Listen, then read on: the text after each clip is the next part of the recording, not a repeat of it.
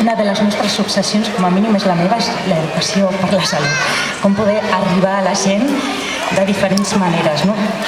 El cas de la música és la que jo faig servir habitualment i un dels temes que sempre en parlem és el de les malalties de transmissió sexual, les infeccions de transmissió sexual, com poder explicar-ho, com poder dir, no?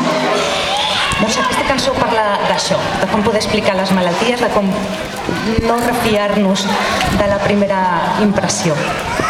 Es diu La rana blussera i el que passa a la cançó és el contrari del que ens han explicat en els contes, no? Trobaràs una granota, li faràs un petó i es convertirà en un príncep.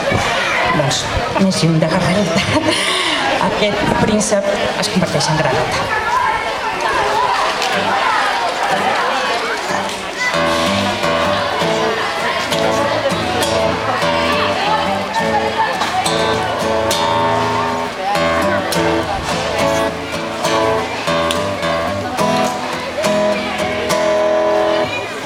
Fin de la noche llegó la mañana, me quedaría la almohada pegada. Miro hacia un lado y descubro su cara. ¿Cómo ha llegado este tío a mi cama? Le conocí en un mal momento, bajas defensas con aburrimiento. Con su carita de niño del cuento, estaba metido en mi apartamento. Mira por donde una buena mañana, cuando su cara besaba y besaba, el principito se convirtió en rana. No era así como el cuento se acababa, no.